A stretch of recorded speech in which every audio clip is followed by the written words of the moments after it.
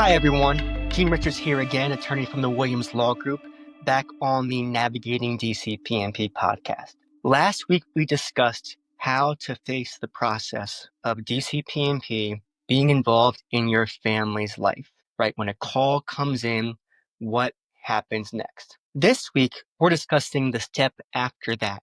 When a call comes in, a referral is made, when DCPP gets involved, and the caseworker comes knocking at your door. Before I begin, I want to include this disclaimer that any information that I share in this podcast will not create an attorney-client relationship. But we do welcome any person involved with the child welfare system or DCPP agency to contact our office for a confidential consultation with our team. So when the caseworker from DCPP comes knocking at your door, what does that look like? What should you do? Now, as we discussed last week, the urgency of a DCPP case, how fast that worker comes to your house, is dependent upon the severity of the allegations against you. So DCPP knocks at your door. What is that like? What must you do? When it comes to the initial home visit, that initial visit after the referral comes in, it's going to be unannounced. DCPP wants to catch you, the family, off guard. So the initial home visit is always going to be unannounced. Now, when that worker comes in or tries to come in, do you have to let them in? What will happen if you let them in? First and foremost, you can certainly tell the caseworker that you do not want them to come into your home, right? By what authority are you trying to come into my house to speak with me, to speak with my children, to see the home? So you certainly have the right to tell them, I'm going to hire counsel, or I have hired counsel, and I want my attorney to speak with your attorney prior to speaking with you, the caseworker. Now, if you happen to let them in or don't realize that you could have said no from the get-go, what's going to happen once that worker from DCPP comes into your home? Well, that worker is going to want to do a number of things, including interviewing all of the people in the home, mom, dad, if grandmom's there, whoever else is in the home, any adults, guardians, etc. They're going to want to also interview the children in the home, ask them typical questions. Are you afraid? Are you scared? Have you observed any concerning behavior in the home? Have you seen mom and dad drinking? Have you seen mom and dad arguing? How do mom and dad discipline you? The worker will also want to do what's called a home inspection or a home assessment. They're going to want to walk through the home and see that there is running water, food in the fridge, working utilities. There's not extreme clutter where one can't leave the home in case of an emergency. There's appropriate bedding. The children have their own bed. The infant has a crib. It's safe. It's safe in the crib. Typical things that DCPP looks for when coming into the home. In addition to that, when it comes to the caseworker wanting to speak with you, the children, seeing the home, oftentimes DCPP may say, hey, we're in your home. We're requesting that certain services be agreed upon, or certain restrictions like supervision around your children be agreed upon, or you sign certain releases or documents. So a lot can certainly happen in that initial visit, right? The worker comes in, does the home appear to be safe? Is there food, heat, signs of violence, drugs in the home? What's the family dynamic?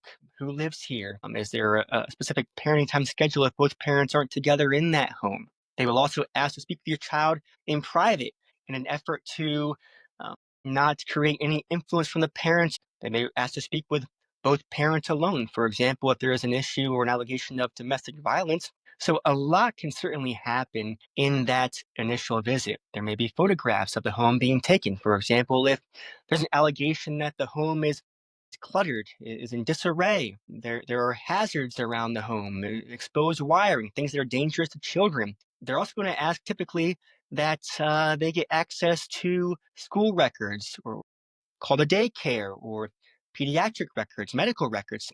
A lot can certainly happen and can be thrown at you at the initial visit. In fact, to go to really an extreme situation, division can even threaten to remove your children from that initial home visit. If they believe that your child's in imminent risk of harm, vision worker may say, if you don't do the things we're asking of you, we will take your child from your home right away. It's very important to have that initial home visit go well, because as the case starts, as the investigation begins, how that begins can dictate what happens next and how quickly, how smoothly, how well the DCP&P investigation goes as a whole. So how is this process, this system, this initial home visit, the worker coming at your door, knocking on the door, flawed? Well, in many ways, right?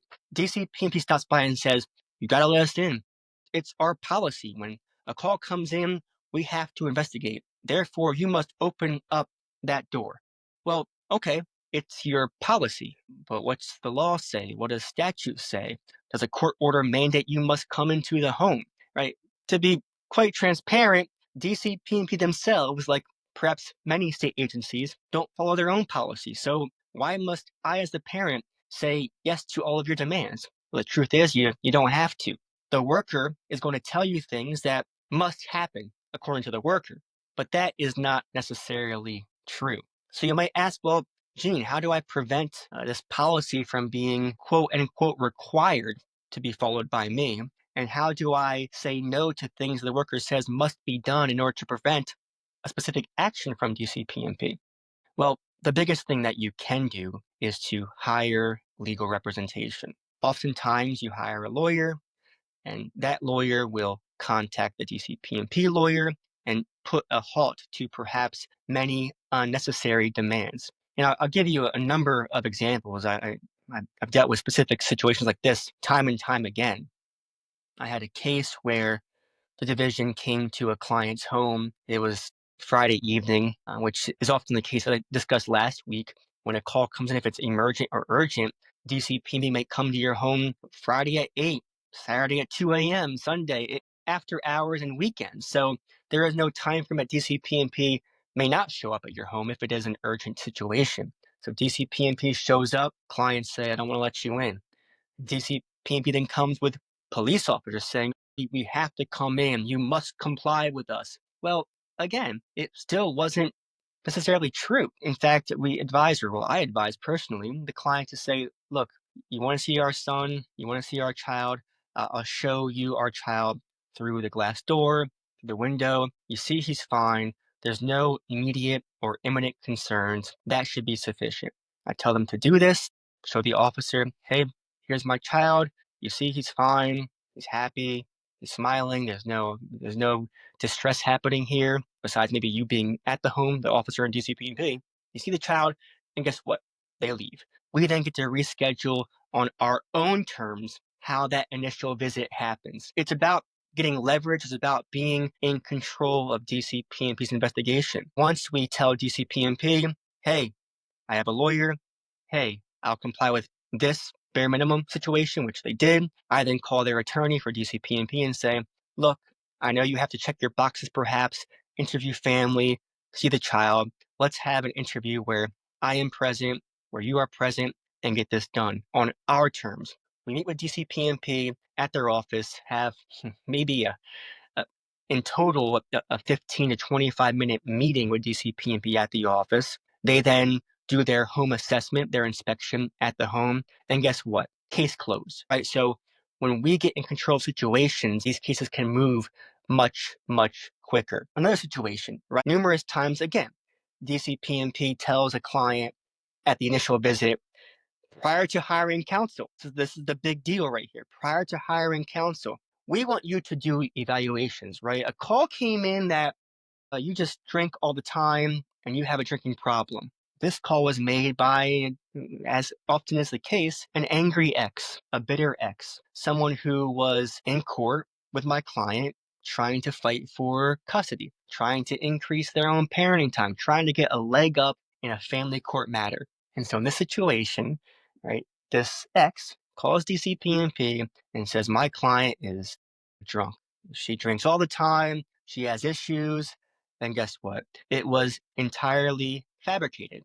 But because the allegation was regarding substance abuse, the worker comes to my client's home before retaining us and says, you must complete evaluations, specifically substance abuse evaluation. Now, fortunately, in this case, my client realized, let me step back, talk to a lawyer first. Unfortunately, in some cases, I have had clients come to us after the fact where they said, yes, I'll do an evaluation. They then sit for the evaluation. And once you start doing those steps, those evaluations, the control now is not on our side. For example, an assessor who may not be that experienced may say, you know what, you must be here for a reason. I'm sure you do actually have concerns, and therefore I'm going to recommend you go into some sort of level of treatment for substance abuse, whether it's actually necessary or not. And once that recommendation comes in, it's very difficult to get out of that unless you obtain your own expert to refute that, unless there's evidence to suggest that this prior assessor is completely wrong. It's a much harder process to get out of that recommendation. It's vital to avoid unnecessary evaluations if you can. Now, in the specific client's case, she said, Dean, I'm coming to you now after the first knock at my door, where DCPNP said, I got to do an evaluation for my alleged alcohol situation and issues, which aren't even true. I tell the division, I explain to the DAG, this is the context, here's the story behind this. You see, the day before the call came in, uh, Dad had his motion in court for increased parenting time denied. He was upset at my client and the court's order, and therefore then makes a call the next day to DCPNP alleging my client is a drunk and drinks around the kids and is intoxicated when a caregiver for the kids. And so I provide context and explanation. And then the division says, well, that's fine. We'll avoid the evaluation. How about drug screens? And again, I say to the DAG for DCPNP, again, I provided sufficient evidence and context as to why the allegations are completely untrue and fabricated. And by having these conversations, by seeking counsel first, many of the requirements, as the worker may put it, that DCPNP has to have happen aren't actually a requirement. The substance abuse evaluation, the drug screens that were at one point deemed requirements never had to happen, and the case was closed out as unfounded. Now, these stories are pretty much endless because oftentimes DCPNP will come to the home at the initial visit and ask you to do things and agree to things and sign things. And a lot of times, those things don't actually have to happen. So if you're able to, we want to make sure that the visit, even the first visit, can happen on our own terms and with us being in control, right?